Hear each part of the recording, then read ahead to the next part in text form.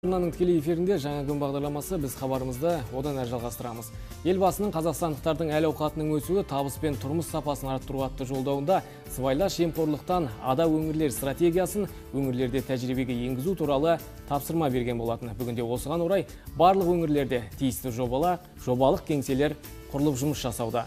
Бүгінде облысымызда Ақмешіт адалдық алаңы жобасы өз жұмысын бастап та кетті. Жобаның басты мақсаты жобалық кеңсе аясында күнделікті кездесуі мүмкін тұрмыстық жемқорлықты жою мен оны болдырмау және қоғамда жалпыға бірдей сыбайлас жемқорлыққа қарсы мәдениетті қалыптастыру. Қадірменді көрермен, осы тұста жоба аясында атқарылып жатқан жұмыстар турасында студиямыздың төріне келіп жайғасқан меймандарымыздан сұрап білмекпіз. Таныс болыңыздар. Облыс бойынша мемлекеттік қызмет істері және сыбайлас жемқорлыққа қарсы іс-қимыл департаментінің басқарма басшысы Бағдат Ізкенов және Ақмешіт адалдық алаңы жобалық кеңесінің менеджері Әлішер Амангелдиев. Қадірменді көрермен, біз тікелей эфирде жұмыс жасаудамыз, сондықтан студия қонағына қояр сауалдарыңыз болса хабарласыңыздар. Біздің телефонымыз әдеттегідей 27 90 20, қала коды 72 42. Жаңа күн төріне қош келдіңіздер дейміз. Енді Бағдат Оразбекұлы биылғы жылдан бастап осы Ақмешіт адалдық алаңы жобасы қолға алынып жұмыс жасаудасыздар сіздер. Енді осы жоба аясында өзіңіз кеңірек айта отырсаңыз. Өздеріңіз білесіздер, мемлекет басшысының 2018 жылы 5 қазанда Астана халқына арналған жолдауында Астана қаласының оң нәтиже берген сыбайлас жемқорлыққа қарсы стратегиясын бүкіл облыс өңірлеріне тарату жөнінде ерекше атап өткен болатын. Осыған байланысты биыл қаңтар айынан бастап біздің облыста Ақмешіт адалдық алаңы жобасы іске қосылып, жобалық кеңсе ашылды. Ол негізгі стратегиялық бағыттарына келетін болсақ, бұл жобалық кеңсе яғни 3 бағытта жұмыс жасайды. Яғни бірінші бағытымыз дегеніміз бұл тұрмыстық жемқорлықты жою және қолайлы орта қалыптастыру. Екінші бағыт қоғамдық бақылауды жүзеге асыру. Және үшінші бағыт бұл айтып өтетін мәселе қоғамда жалпы сыбайлас жемқорлыққа қарсы мәдениетті қалыптастыру. Осы 3 бағытта жұмыс жасайды. Енді қазір өздеріңіз білесіздер, жергілікті жердегі жемқорлық мәселесі жағынан тұрмыстық жемқорлық мәселесі қазір осы мәселеге байланысты құрылып отыр. Тұрмыстық жемқорлықты жалпы бір сөзбен айтатын болсақ, Ақмешіт адалдық алаңының басымды бағыты тұрмыстық жемқорлықты жою мәселесі. Әлішер мырза, енді жалпы Ақмешіт алаңы, адалдық алаңы турасында бір өзіңіз толыққанды айтып отырсаңыз, бүгінде кеңесте қанша адам жұмыс жасап жатыр, жалпы миссиялар қандай болып жатыр, қандай мекемелермен бірлесе атқарып жатқан жұмыстар бар? Әріптесім айтып кеткендей, осы кеңсенің басты мақсаты ол тұрмыстық жемқорлықты жою ғой. Осыған байланысты біздің жобалық кеңседе 5 қызметкер жұмыс атқарады. Одан бөлек тұрмыстық жемқорлықты жою ол тек қана уәкілетті органның немесе осы біздің кеңсенің ғана міндеті емес. Осыған байланысты біз түрлі саладағы мемлекеттік органдарда, түрлі салаларда жобалық кеңсенің жанында жобалық топтар құрдық. Ол жобалық топтар мәселен денсаулық сақтау, білім, құрылыстың бақылауы, жер қатынастары, жердің пайдалануын бақылау секілді салаларда топтар құрылған. Ол топтардың құрамына сол жалпы саны, бұл топтардың саны қанша? 7 топ құрып отырмыз. Біз негізгі салаларды біріктіру арқылы құрдық. Ол топтарға сол мемлекеттік органдардағы заңгерлер, білікті мамандар, тәжірибелі қызметкерлер кіріп отыр. Сонымен қатар осы біздің кеңес жанында эксперттік кеңес бар. Ол эксперттік кеңеске қоғам өкілдері кіріп отыр. Енді өз сөздеріңіз айтып отырсыздар, жалпы осы жоба аясында арнайы кеңсе құрылды, жалпы кеңес құрылды деп. Нақты бұл кеңсе қай жақта жұмыс жасап жатыр? Жобалық кеңсе облыс әкімдігінің ғимаратында бізде ресми түрде ашылды. Осы жерде бізде жобалық кеңсе орналасып, жобалық топтармен бірге айтып өттік, 10 сала бойынша, негізі 10 сала бойынша 7 жұмыс тобы, салаларды біріктіру арқылы 7 жұмыс топтары құрылды.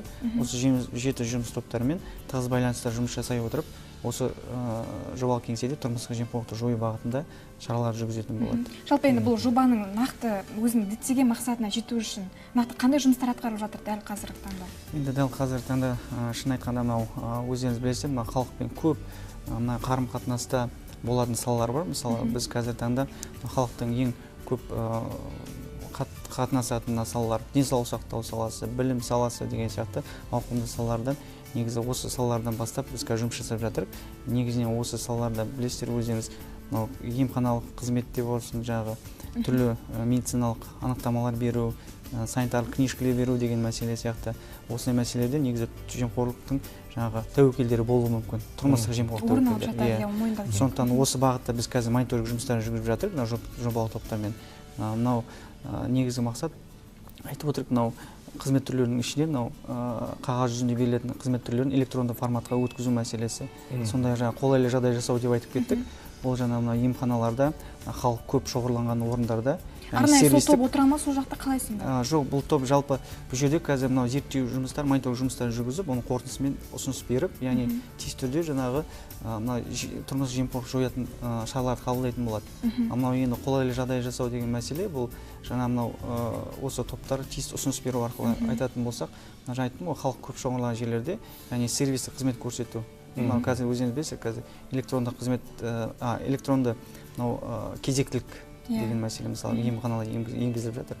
Біз енді осындай түрде мына open space дейді жаңағы, яғни халыққа неғұрлым жақынырақ мағынаны білдіретін, яғни мынау ашық мынау мемлекеттік органдар тәртібіне енгізу деген мәселе. Осы мәселеде мынау қолайлы жағдай жасау мәселесі. Енді жалпы осы сыбайлас жемқорлыққа қатысты мына біздің аймағымызда Адал ұрпақ еріктілер клубының облыстық штабы ашылғаны баршаға мәлім. Жалпы біздің еліміз бойынша біздің аймағымыз алғашқылардың бірі болып отыр. Бүгінгі таңда мынау 293 мектептің ішінде балалардың 16 мыңға жуығы осы еріктілердің қатарына кіреді. Жалпы сыбайлас жемқорлықтың алдын алуда бұл еріктілер тобының рөлі қандай болып отыр? Енді өздеріңіз білесіздер, мынау қазір енді стратегиямызда да анық айтылды ғой, жалпы сыбайлас жемқорлықты алдын алу бағыты деп. Сондықтан қазір мынау Адал ұрпақты еріктілік клубтары деген бұл негізінен осы мынау жас ұрпақпен, яғни мектеп жасындағы балалармен тиісті түрде жемқорлықты мүлдем төзбеушілік иммунитетін қалыптастыру мәселесіне байланысты шаралар атқарылуда. Бұл енді өздеріңіз білесіздер, қазір оқу сағаттарын енгізіліп жатыр бірте-бірте. Яғни бұл жерде мәселе, яғни мынау келген партадан бастап, орындықтан бастап, яғни баланы сол сыбайлас жемқорлыққа қарсы төзбеушілікке, яғни оған қарсы тұруға бағытында тәрбиелеу жұмыстарын жүргізу. Қадірменді көрермен, бағдарлама барысында біз сіздерге бүгінгі күн сауалын жолдаған болатынымыз, яғни сіз соңғы рет қашан хат жаздыңыз? Егер өздеріңіздің ой пікірлерімен бөлісемін десеңіздер, бізге хабарласыңыздар. Байланыс телефонымыз әдеттегідей 27 90 20, қала коды 72 42. Енді осы тұста сіздерге де бүгінгі күн сауалын қойғым келіп отыр. Жалпы сіздер құпия болмаса қашан хат жаздыңдар және кімге, қандай хат? Енді шын айтқанда хат жазуды ұмытып қалыппыз, шын айтқанда. Өйткені қазір оған да себеп бар.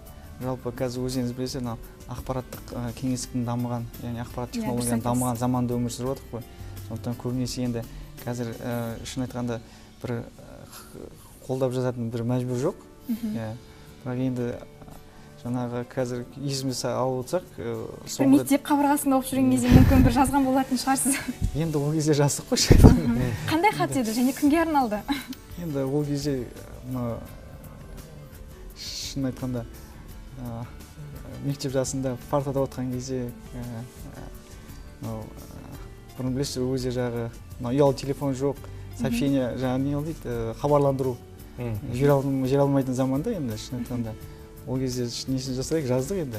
Қыздарға жаздым дейсіз ба? Қыздарға жазылып. Айшер мырза, өзіңізден де сұрай отырайық, жалпы сіздің алғашқы хатыңыз есіңізде ме? Жиі хат жазасыз ба?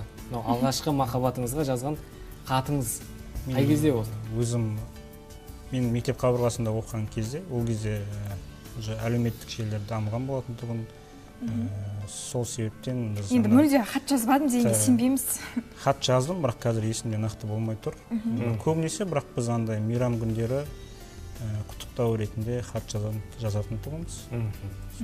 Балат мырза, енді осы сыбайлас жемқорлыққа қарсы бір иммунитетті қалыптастыру бағытында осы сыбайлас жемқорлыққа қарсы іс-қимыл департаменті үлкен бастаманы қолға алғаны баршамызға белгілі. Арнайы дүкендер ашылды, сатушы жоқ, бейнекамерасы жоқ. Бұл әрине үлкен жаңалық болды. Жалпы енді бұл бастамаларыңыз турасында айтып отырсаңыз, қанша оқу орнында мұндай дүкендер ашылды?